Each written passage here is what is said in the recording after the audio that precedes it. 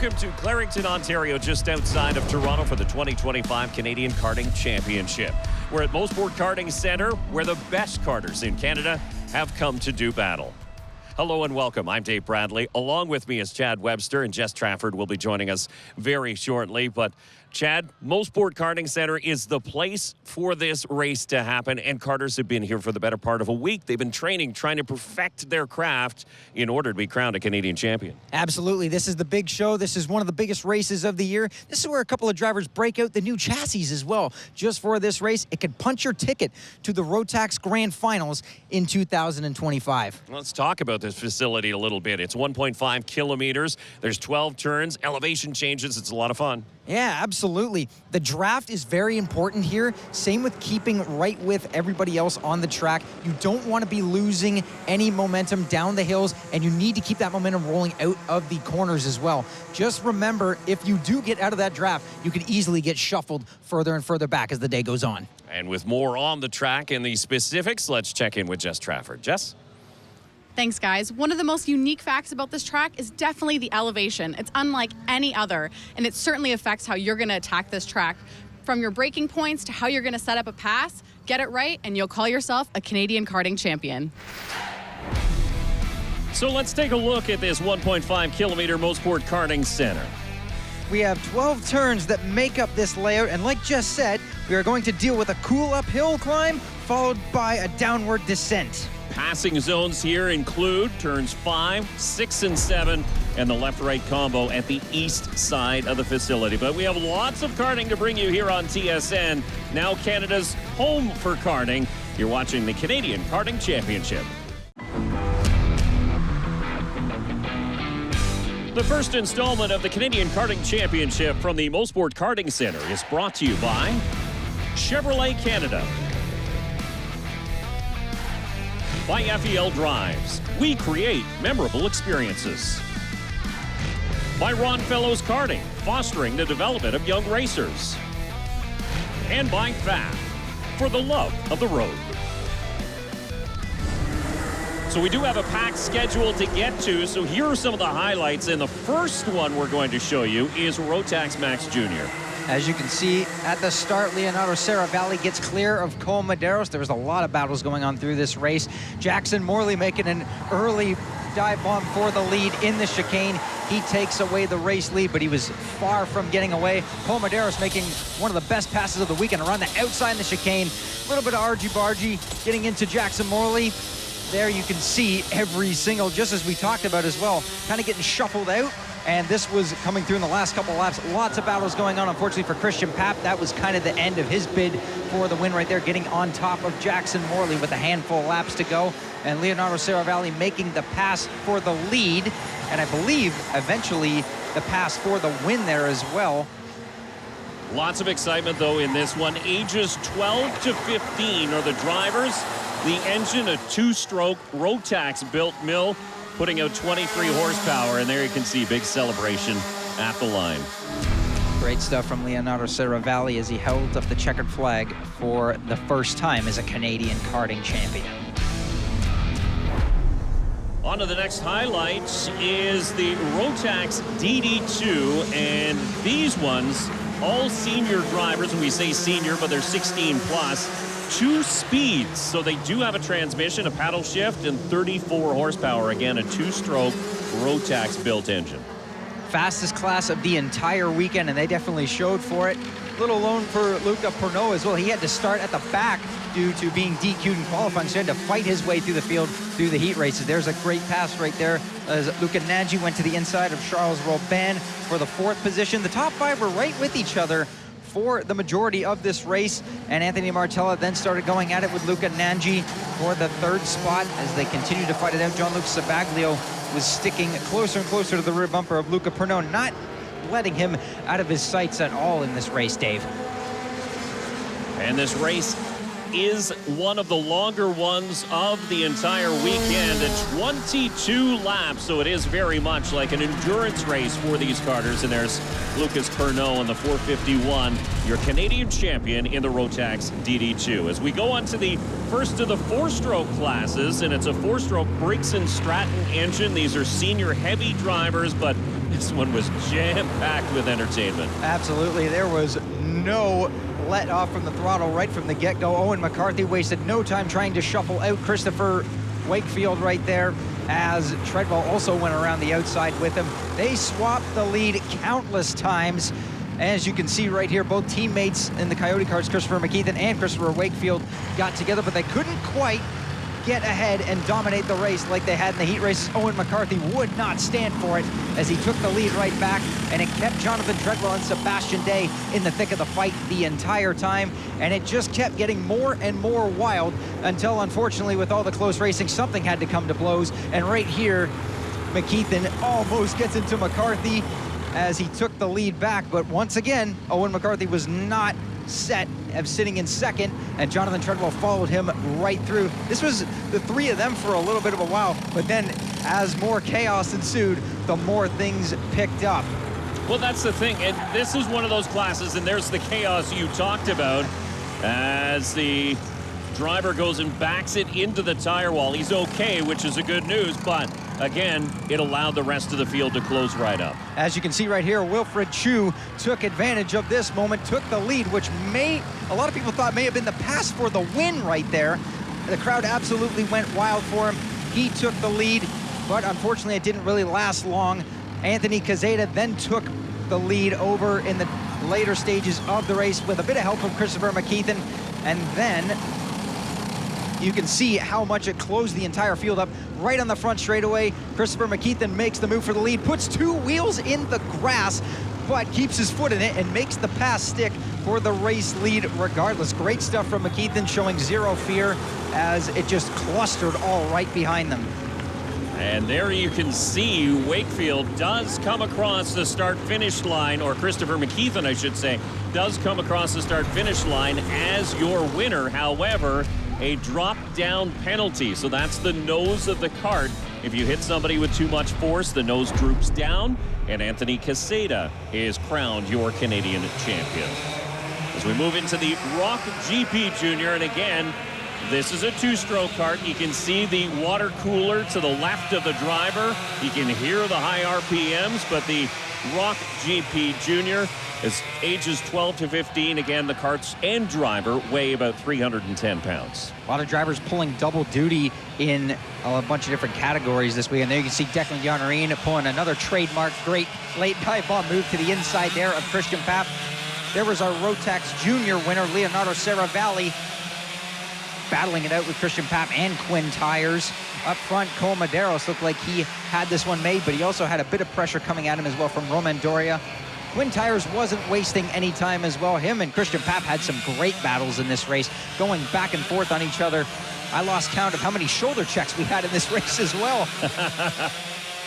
And we do see a little bit of moisture on the camera lens. It didn't really affect this race. Enough heat in those tires and in the track, it stayed dry as Cole Medeiros comes through as the first to see the checkered flag. And there you can see him celebrating again, the Canadian champion in the Rok GP Junior. Coming up next, we showcase the Briggs and Stratton Cadet.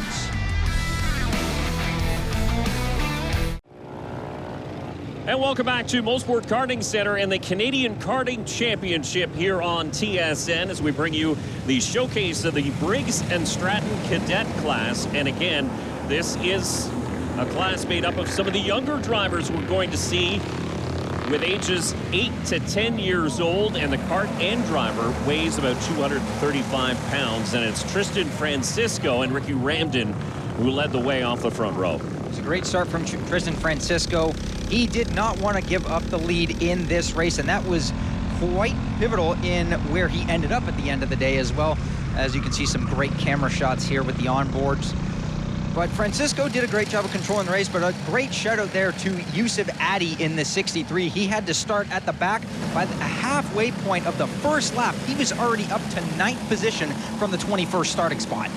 What I love about watching a class like this is, yes, they're 8 to 10 years old, but they're so poised behind the wheel of these karts. You saw them from the onboard shot. They're making hand signals to each other. They're communicating because they want to pick up that draft, and it's so important in these 4-stroke classes, isn't it? It really makes a difference. It could be, and that is what we saw in qualifying, it could be the difference in being from 100th off the pole lap to being over a second off of the pace. And we saw it all weekend long, even in some of the two-stroke classes as well. There you can see up one of the uphill sections in turn number 2. This is a tough corner. Turn number 3, it's downhill, it's off camber, and you can see the drivers really fighting it through there. Then you come through 4, down the hill, into a great passing zone that is turn number 5. Turn 5 was the premier passing zone all weekend long. We saw a lot of passes go on through there because it's really hard to defend. If you do take it too far to the inside, you run the risk of losing all of your momentum on the exit, and the driver can just go around you almost on the outside, or there's even enough grip to keep it around the outside if you're really that brave to try and complete the pass there. Another good passing zone into this area that we're coming into as we head back towards the paddock area into turn number 9, where that's 10, 11, and this is 12, the final corner. And again, if you can put a run together through that turn 12 complex, you can get up alongside it to turn number 1. It presents a passing opportunity there as well. Yeah, we saw that happen a lot this entire weekend. You can see Ricky Ramden even poking his nose out to try and make something happen there in Francisco. But again, Francisco was very good at keeping the kart pinned in areas where he wasn't going to let anybody come through. And that's one of the reasons why he was able to keep this up front this entire race. Now again, these all powered by 4-stroke kart engines, and with not a lot of power at your disposal, you don't get the ability to just mash the gas like you would in a Rotax DD2, for example, when you get into trouble, as you see Tristan Francisco get a little bit loose there. I was just going to talk about how important is it to stay smooth, stay steady. It is, especially with all the grip out there. You do not want to get off of that and then start to get into some of the sand or the marbles on your tires. It's like driving with ice on your tires for the next couple of corners, and it really upsets the kart. And it upsets your rhythm as well. And like we talked about, you do not want to lose the draft, or better yet, bump into the back of someone coming out of the corner, and that can also make you lose a ton of momentum. And once you're out of that draft, it's almost game over for you. Tristan Francisco in the 17 is your race leader. The number 78 is Ricky Ramden holding down second. Those two have been able to break out a little bit of a gap, but that gap doesn't last long as 2 other karts start to band together and help each other close the gaps. I've seen Hayden Lawson try to work as much there. You can see a hand signal from Max Koutsoukis tapping the back of his helmet. That is a signal to the driver behind you. I want a push. Let's work together and let's keep ourselves right with this front group. I believe that's Melo dos Santos running on the edge of the top 5 right there. And just behind him, as I said, Yusuf Adi started in 21st position. He is up to 6th place a few laps into the final. Talked about it a little bit off the top of the show and how much driving these youngsters have done here this weekend. Essentially, you pull in early in the week, you run practice laps, then qualifying, pair of heat races, a pre-final, and then you get to this point. So you have a lot of laps under your belt. Yeah, this is where it's all won or lost. You could definitely tell there was a couple of moments throughout the entire weekend where certain drivers wanted to get to the front, but maybe they weren't giving it all they wanted to, because it's not won or lost all on the Fridays and Saturdays. This is where it all mattered right here, and you need to have a real good starting spot. You didn't want to really mess up and put yourself in a hole that you couldn't recover from. Yeah, like the pros say, practice doesn't pay the bills, so winning practice doesn't really matter, as you got to move here for second spot. It's Max Koutsoukis who will slide through, put the 78 of Ricky Ramden down to 3rd now, as again he looks over his shoulder to try and find that gap, because you don't want to lose that draft. No, you do not. You can see Hayden Lawson looking over his shoulder. Yusuf Adi signaled forward as soon as he saw him look over. He wants to get back up to the front. As you can see, once again, Tristan Francisco, that was a strong spot for him coming through the bowl, and actually separates himself from the rest of the field. As you can see, Hayden Lawson, this is his favorite overtaking spot. Unfortunately, he couldn't quite get it done right there. I saw him do that move a few times in the last couple days trying to make it happen into the chicane. Unfortunately, no go there. On board with your race leader, Tristan Francisco, and the lap counter, you can see it at the top of your screen. 13 to go. This is an 18-lap marathon on a 1.5 kilometer long course for these young drivers. And You can see their arms working the wheel. It gets tiring after a while. This is very physical, isn't it? Especially up at turn 3, where you mentioned before, it's an off-camber corner, and the elevation change when you go into the corner. The kart gets really, really light when it goes up and down, because the braking point for turn 3 is at the center of that hump going into turn 3 there, and that could really end up sending you almost off the track. If you leave your braking point too late, you could completely lock up the kart and send you off way into the grass there. Yeah, you're into the grass, you're into the tires too, because there's not much runoff area in turn number 3. So an area you have to be careful, as everybody minds their P's and Q's right now, or do they? Hayden Lawson not waiting around, but again, unfortunately, he's not successful on making the fast second. Instead, he's going to lose a spot to Yusuf Addy, who throws it to the inside of him at the last corner, and now he may have to go into combat with Ricky Ramden. You can see him looking around there, trying to figure out which way to go on the front straightaway. But Yusuf Addy now up into the top 3, and it only took him less than half of the race to get there. But you look at that, you make one move, and then the karts in front of you start to stretch out. Then you have to reorganize to catch that leader group, or else you risk losing that draft. And we start to see it now from 6th on back. The karts in behind. Botsinis is in the 73. He's sitting in 8th spot now, and yeah, 4.2 seconds back. That's how much it hurts when you lose that lead draft. And you can see Nathan Stockwell sitting in 7th there as well. He has no help from in front or behind. He's in what we like to call no man's land, where you really don't have any help. You're just trying to run this out the best you can on your own. But without a draft, there's not really much you can do as a driver, and that has got to be so frustrating. Yusuf Addy not wasting any time as he looks to the inside of teammate Max Koutsoukis, and for what, the 3rd lap in a row, although he does send it to the inside again at the final corner. But this time, 2 strikes for Yusuf Addy, and here comes Hayden Lawson not waiting around as we look off the back bumper of the 17 of Tristan Francisco. Lawson goes into 2nd, and Addy follows him through. I think Ricky Ramden also tried to follow through. He didn't quite make it. He had to slot back in line. What's really interesting from that onboard shot is you can hear the engine tone, and we'll try to get another chance next time we see it, but how rarely you lift off the throttle when you go through, especially 1 and 2. You use the hill to your advantage to slow that kart down all you need to make that corner, but it's flat out for a lot of this track. Almost the entire way, as here we go for the race lead. Hayden Lawson doesn't wait around at all, and you could just see by going off of the racing line a little bit, Tristan Francisco, you saw his kart heavily bounce through there, and unfortunately, if you're not right on the racing line, as here's the onboard we talked about, this is where the revs are definitely going to come up as we head into the chicane. Have a listen. Just a lift. And then as they fight through, a great battle at the front of the field here in the Briggs and Stratton Cadet. Welcome back to an onboard shot here in the Briggs and Stratton Cadet feature. We have 8 laps to go, and we have a fight at the front. As you see, the 17 of Tristan Francisco, who's led the majority of this race so far, is now sitting in 2nd spot. Yusuf Addy not wasting any time. He takes the race lead for the first time in this final from Tristan Francisco, and Hayden Lawson hanging in there in 3rd place, and that's kind of turned into a 3-kart battle now at the front. They've lost Max Koutsoukis a little bit, and even further back is Ricky Ramden, as Francisco, not content with sitting in 2nd place, he takes the lead right back in the chicane and goes back to control. I was wondering if Francisco is just going to settle in and follow for a little while after leading for so long, but doesn't look like that is going to be the case here as Francisco leads across the line and down into 1 and 2.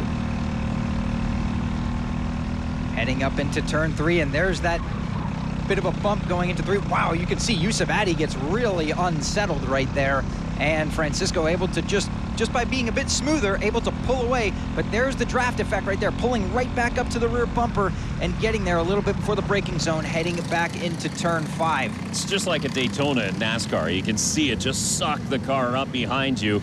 But driver in behind has to be careful because, as we talked about it, there is a droop rule or a drop-down rule where you don't want to hit the cart in front of you too hard. Yeah, that will severely cost you. It's a 5-second penalty, I believe, and in a race where you are all bunched together like this, that is heavily critical, and you do not want to have to deal with that at all. And also, if you're Hayden Lawson, you kind of have to be careful because these drivers right in front of you, you need to brake a little bit earlier as well, because with a bunch of drivers grouped up, it carries the braking zone a little bit further and further back for every corner. Do want to give a shout out to Curtis Fox, who runs the Mosport Karting Centre, unfortunately involved in an e-scooter accident and found himself in hospital. Is getting a little bit of surgery on a broken collarbone, but do wish he was here. And you know what? This place is a wonderful facility, and it is run like a top for sure. And of course, Ron and Linda Fellows, and Ron will give all the credit to Linda Fellows for the organization of the Canadian Karting Championship. He said she's the engine behind all of this, and it has been just a wonderful weekend. It absolutely has been a wonderful weekend. As we are here now on race day, I would say the high now is about 24 degrees, a little bit cooler and a bit more cloudy, but that also does help the motors as well. They run a lot better with the cooler air, so you'll see a lot more top speeds and maybe some even great track times once we get more into the rest of this race. As we come to the line, still 3 karts right in it. You can see Hayden Lawson poking his nose out, trying to figure out which way to go. We're running out of time here. 5 laps to go in the Briggs Cadet final. And it's becoming a 3-horse race at the front. You see Max Koutsoukis in the ticker on the side of your screen, sitting in 4th. He's about 2.5 seconds, a little bit more than 2.5 seconds back. Do want to give out one more thank you to Pfaff Karting, and you can see the barriers on the inside of the track. They're black and red, much the same as the livery of the IMSA car of Pfaff Motorsports, but of course big supporters here of the karting facility here at Mosport. Working our way up the hill into turn 6. No movement yet. They might be wanting to run this race a little bit more to the end here. And we'll see once they come through in the bowl. This is, again, where Tristan Francisco has been quite strong. He's able to just pull out a bit of a gap. But as we mentioned, that draft is going to pull Yusuf Addy right back to the rear bumper as we head into this chicane. Once again, no look from either 3 of the drivers. Confident. Yes, very. Whoa, a little bit of moment right there. Hayden Lawson gets into the back of Yusuf Addy, and that's kind of a danger spot. You can see him trying to lunge the cart forward more. That's a bit of a danger spot because you don't want to be losing the draft, especially this late on in the race. And Hayden Lawson may have just done that. Is he far enough up to catch that tow provided by the top 2 karts? Right now, Tristan Francisco and Yusuf Addy, the 17 and the 63, your top 2 karts. Hayden Lawson in the 10, holding down 3rd, but look at him just try to motivate himself in his kart to catch that draft. This has now gone from a 3-kart race at the front to what appears to be a 2-kart race that is going to settle it. You can see Hayden Lawson tapping his steering wheel. I think he knows he's not in a good spot right now. He might be out of this. Now it's really down. Yusuf Addy did take a look over his shoulder coming down into turn 5. He knows it is very much now just a 2-horse race. Where do I make my move on Tristan Francisco, and when do I make it? You don't want to make it too early to give him a shot to get you right back. It's amazing to me that these kids, and they are just kids, 8 to 12 years old, 8 to 10 years old, they're thinking about race strategy and race craft at that age because, yeah, that's all coming into play. When do I make my move? Where do I make my move? Where am I catching and where am I better? You can see Yusuf Addy even signal towards the grandstand area right there where his mechanics and presumably his parents are as well. Probably getting told a bit of information right there.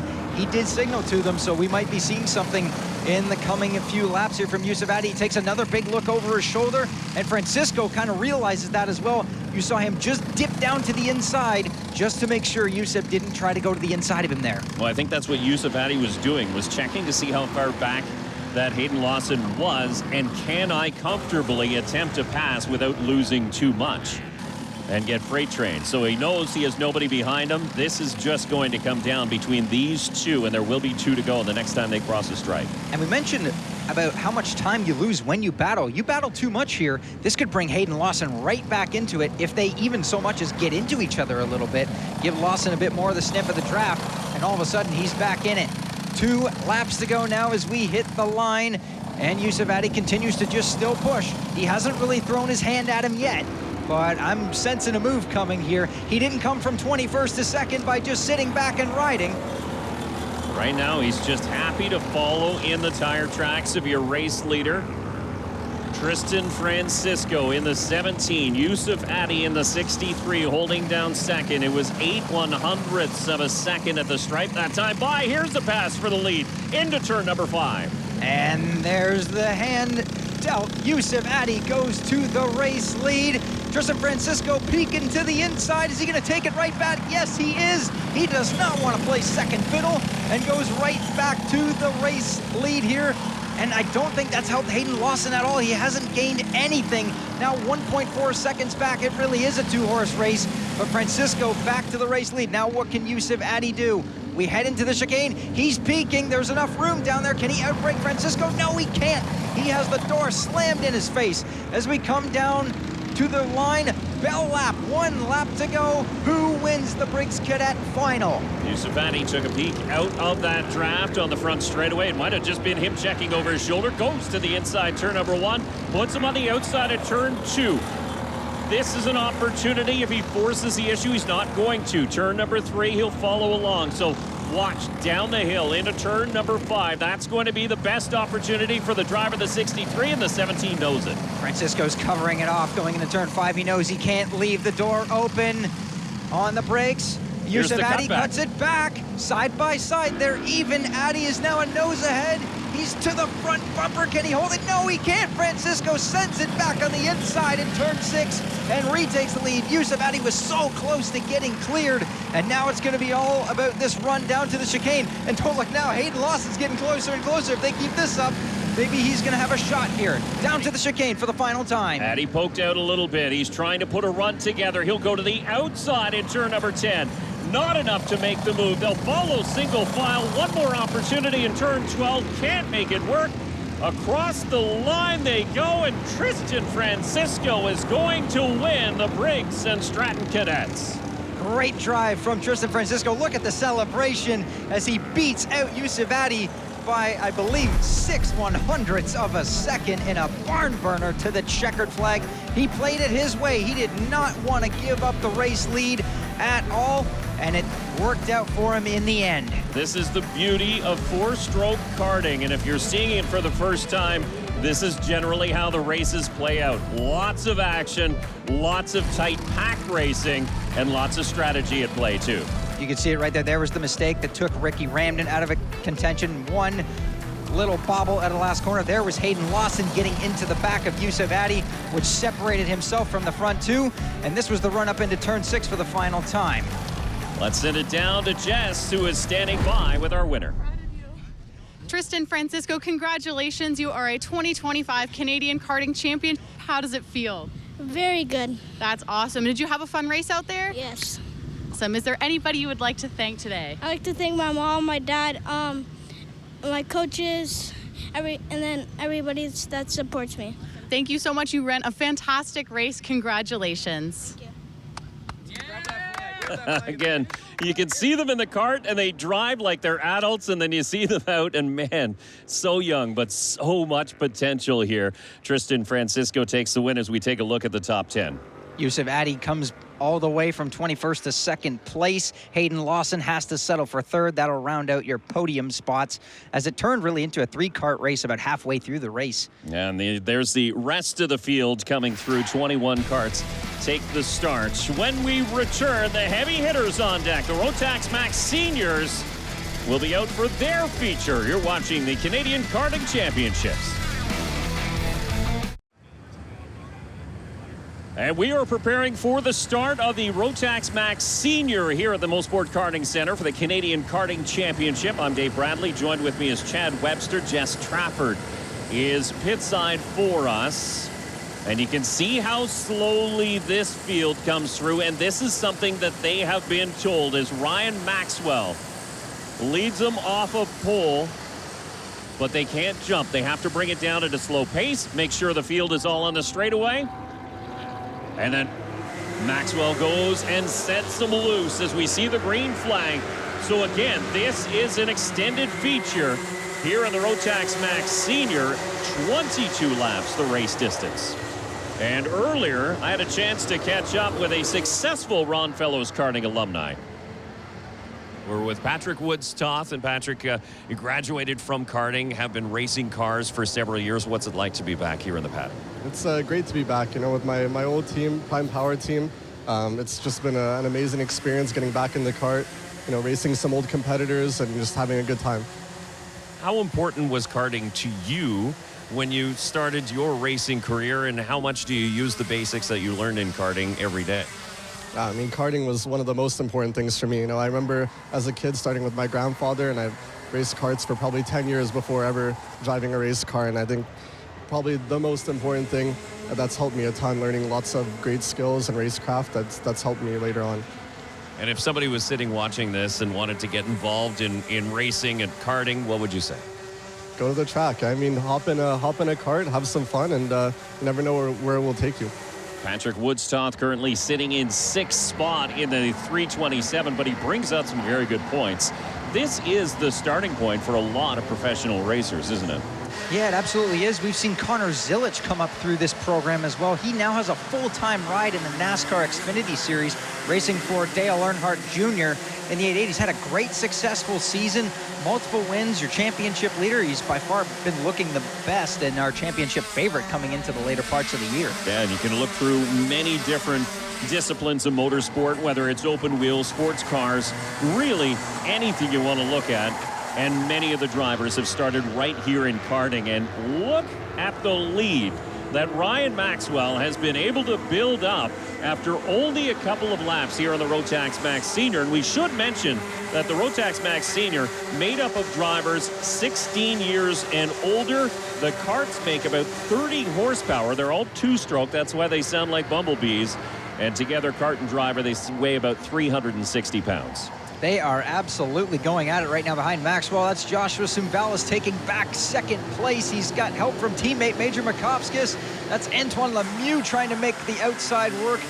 And he has to tuck right back in behind Arnaud Saborin. Look at the line of karts as they come streaming through turn 6 and back over the curve. Oh, we had one kart go off right there. I believe that was the 369 of Oliver Marac having a bit of issues there. And this has really helped out Ryan Maxwell, just not being a part of all the battling going on behind. It's helped him set sail in the early going, but we are far from through as everybody else tries to really, I guess, configure themselves out in a way, but that's really hard to do when you have about 20 karts right lined up nose to tail. What we watched and we saw the importance of the draft in Briggs Cadet, the 4-stroke class, which is obviously less horsepower, more momentum, but here in the Rotax class, the draft does matter as well. And again, you want to keep pretty tidy, because when you're hanging out the back end, sliding around, well, it's fun for a driver. It's not the quickest way around.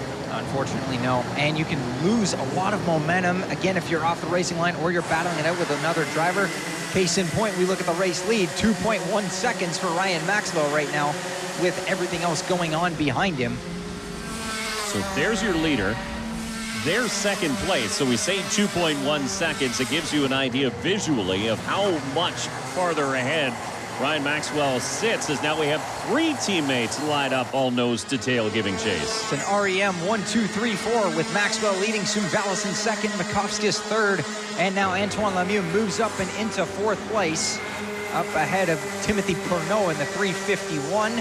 Diego Ramos follows up right behind this group of karts as well. He's been on the charge, and then as we talked about, Patrick Woodstock in the 327 right behind them. Then Michael Nickel, Jensen Burnett, and Frédéric Lemieux rounding out our top 10. You can see them fanning out coming into turn number 5, if not to make a passing opportunity, just to try and get in the peripheral of the driver in front, as we have a pass for 2nd and 3rd as Sumbalis goes back a couple of spots. Teammates will pick up the slack just ahead. Makovskis, there you can see he asks for a push from Antoine Lemieux as he takes over 2nd. I love that. Lemieux ain't budging at all. Ask and you shall not receive, as Antoine Lemieux goes up and into 2nd place. Again, it's kind of not like 4-stroke racing where the bump drafting doesn't really work and the drop downs will hurt you quite a bit as well in 2-stroke. You don't see it as much as you do in 4-stroke, but it is still very much there. What I love is as soon as a driver gets past, they wave up their arm and say, "Follow me and push me on the fast one." But not often does it work as they make the pass instead. But Ryan Maxwell still well out in front here at the Rotax Max Seniors at the Mosport Karting Centre. And welcome back to karting here on TSN. In the Canadian Karting Championships as Ryan Maxwell continues out in front. And if you are familiar with motorsports and you hear that last name, you think, wait a second, I know a Maxwell. And yes, Scott Maxwell is in fact his father. Scott Maxwell, of course, a Le Mans 24-hour winner. Great stuff to see right there, continuing on the family tradition. And another shout out to Mr. Marco Signoretti as well. He's been mechanicking on Ryan Maxwell's karts for years. He stayed with him through thick and thin. Of course, Marco Signoretti up a winner a couple of times in the FBL series as well, Sports Cup Cars Canada. Yeah, and a former champion in the GT4 class, of course, with support from Multimatic Motorsports is Ryan Maxwell. He's got the big Multimatic logo on the back of his suit as it looks like Ramos comes through for second spot. Just a nice tidy little pass around Lemieux, and you can see him tuck his head trying to get down out of the wind and keep up that momentum. You absolutely need to break as much wind as possible. Whoa, there's a bit more action going on back there. This time it's Josh Suval's that had to take to the dirt as we go back to Ramos and Lemieux. And they have slightly been running down the gap that Ryan Maxwell had built up. Now it's just these two trying to work together a little bit, and I'm sure you'll see Ramos really put his head down here. He knows he has now halfway distance, 11 laps down, 11 laps to go. He's got to do something to try and catch up to Ryan Maxwell here. He's got clear track. Yeah, 2.3 seconds is the gap, but he's also got a lot of time left. 11 laps to go, which is an eternity because, again, the features here at the Canadian Karting Championship a lot longer than what you would normally see in club racing, even regional racing in the karting circles. Yeah, these finals last for quite a while. Average lap time is around 57 seconds for the Rotax seniors. So they still have a bunch of time, but they need to do it quick. They can't just let Maxwell sit out there in front because he's obviously set a great early pace here. They're going to have to be right on the charge and use whatever they have left in the second half of this race. But what I love about the extended race distances for the features here in the Canadian Karting Championship, the organizers said we wanted to make it a little bit more like car racing. We want your equipment to fall off. We want you to have to think about protecting your tires, making sure your equipment lasts until the end. And it looks like Maxwell is starting to get eaten up. 1.8 seconds now the lead. So that one went down by about 0.3 in one lap. They are closing at quite the rate. You can see it physically now in the gap that Maxwell has there. Those two have driven away from fourth place Timothy Pernot, and now fifth place up back into the top five, Aiden Ingrata. At the start of the race, he kind of got pushed wide in the first couple of corners. He went down as far as 11th. Oh, as Timothy Pernot goes off the track and loses multiple spots there, and they all crunch together going into turn 6. Still a massive group of karts right there. You can see the dust coming on. These drivers are running head on into that dust that Pernod just kicked up on the exit of turn 5. It's Antoine Lemieux in the yellow and green helmet chasing the red Birel chassis of Diego Ramos. That is second and third, and now 1.4 seconds. That's 0.4 of a second in one lap. They are closing and closing quick.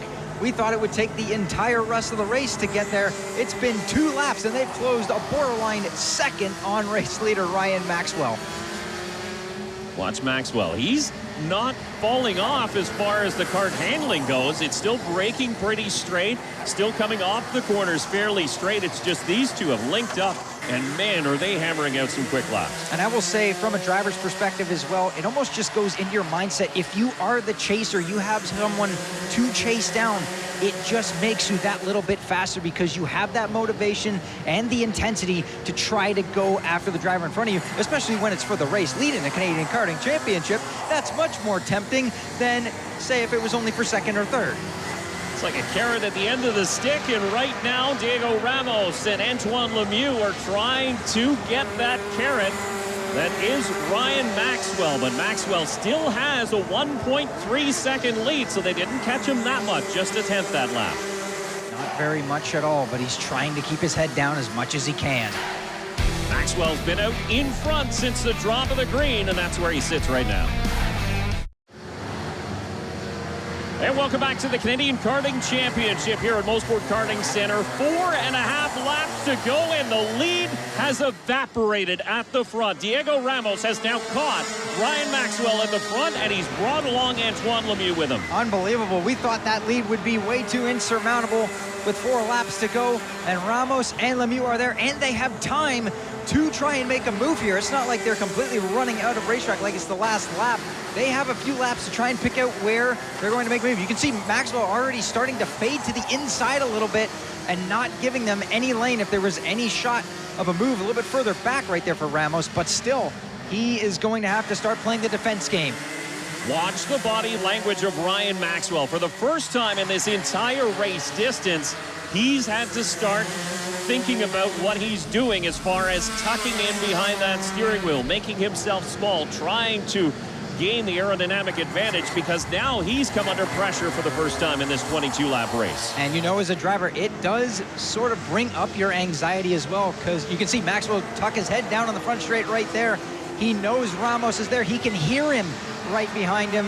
And let's see, he's a little bit further ahead this time going into 1. Ramos not close enough to make the pass. Seems like Maxwell is better in 1 and 2, and then Ramos just drives it off at turn number 3, and that helps him here into a potential passing zone in turn number 5, but not this time. He'll slot in behind. And Lemieux is not far out of this as well. He's remained a mainstay now at the front, looking for any room, presumably maybe in the chicane, try to get by Ramos and go toe-to-toe with his teammate. We'll see. It evens out of the bowl. Let's see if Ramos can get a run. This is as close as he's been this entire time. And Maxwell knows he's there. He's not leaving any room for him on the inside. Ramos had to try to go to the outside. No go. He's right on the rear bumper of Ryan Maxwell as he has a look to his mechanics at the fence. 2 laps to go. Which way does this one go between 3 hungry drivers? Obviously, there was a sign for the mechanic that you better get going, because he took a quick look over his shoulder and then went right back to work. Did Ryan Maxwell, as you mentioned. There's under 2 laps to go, and the difference at the line was about 1/10 of a second. It's that tight, but now Lemieux to the inside. Ramos and Lemieux make contact. Unbelievable. Just that spot for the lead. You can see Ramos is not happy about what just transpired there. And we're back to square one. Ryan Maxwell pulls away, having dodged a double pass going down the inside. Ramos threw his move in, and Antoine Lemieux came flying up the inside, went for the lead himself.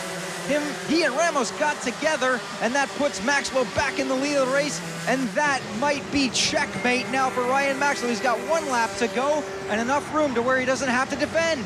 Now, you said that Ramos was not happy with that move. The driver who was happy is Ryan Maxwell. 1.5 seconds out in front as the last lap board is shown to the rest of the field. Maxwell took a quick peek behind him. He knows he has that breathing room once again. And you can see it right there going into turn 3. Diego Ramos still very unhappy. He rammed into the back of Antoine Lemieux and took 2nd place right back. We'll see what the officials have to say about that. Either way, he gets himself back up into 2nd place, but there's not enough time, I don't think, he's going to have to try and catch Ryan Maxwell. We're into the last quarter of the Rotax Senior final. Into the final stretch now. Coming up into the chicane. Maxwell, another look over that shoulder. But the driver of the 3-3-4 onto the front straightaway will see the checkered flag, a pump of the fist as Ryan Maxwell takes the win here in Rotax Max Senior. Basically, from flag to flag, he only lost the lead for a split second and regained it right back. You can see him check right there to make sure he didn't have a drop-down bumper. But this was the action happening behind Ryan Maxwell at the start. That allowed him to build up a lead of about 2.5 seconds as these drivers continue to swap position lap after lap. There was Ramos fishing his way through the field. There was the pass for 2nd on Antoine Lemieux. This is when both drivers were trying to hunt down race leader Maxwell. A little bit of contact here. This is where Timothy Pernod gets pushed off right there by Aiden and Grata. And now the top 3 were set in stone. Here was the move. Lemieux to the inside of Ramos, and they collide going for the lead. And that gives the win to Ryan Maxwell. Let's send it down trackside to Jess Trafford. Ryan Maxwell, congratulations. You are a Canadian karting champion. How does it feel? It's unreal, honestly. We were fast in practice and all the races. I just didn't know if I could get it done in the final, but yeah, I mean, it was tight at the end. There was a bit of contact, but we got it done, so That's awesome. You led from start to finish. How excited are you for that World Finals ticket? Well, I don't get it yet, I don't think, but I'm closer now. So We're getting closer. Yeah, getting closer. So definitely a step in the right direction. And yeah, it was good. Amazing. And do you have anybody to thank? Yeah, I mean, I want to thank Multimatic Motorsports for helping me get on track this season. It's always hard. All the boys at REM, Michael, who did a great job on the wrenches this weekend, and of course Kevin Glover, the engine builder. He's a beauty. So Great. Thank you so much, and congratulations. His proud dad, a member of the Canadian Motorsport Hall of Fame, and there you can see the top 10 finishers. Jensen Burnett coming home for third after a drop-down issue for Diego Ramos. Yeah, that makes it an REM 1-2-3 lockout of the top 3 positions. You could see Joshua Sumvalis fell down the order a little bit. Same with Timothy Pernod, and even Major Makovskis. He was second at one point. Unfortunately, with all the battling going on, it doesn't go certain drivers' way, as we saw that entire race long. And you can see Sloan Sterling there coming home in 30th. That's a pretty good rebound after going for a rough ride earlier over the course of the weekend. The first installment of the Canadian Karting Championship has been brought to you by Chevrolet Canada. By FEL Drives, we create memorable experiences. By Ron Fellows Karting, fostering the development of young racers. And by FAF, for the love of the road. So Ryan Maxwell takes the big win in the Rotax Max Senior division. A wild one, but we're not done. No, we are not. We still got plenty of racing action coming right at you from this beautiful 2025 Canadian Karting Championship. So we've handed out 6 checkered flags that those drivers get to keep as souvenirs being crowned Canadian Karting champions. And we still have more to come here from the Mosport Karting Centre. It has been an action-filled day already. You've been watching the Canadian Karting Championship on TSN.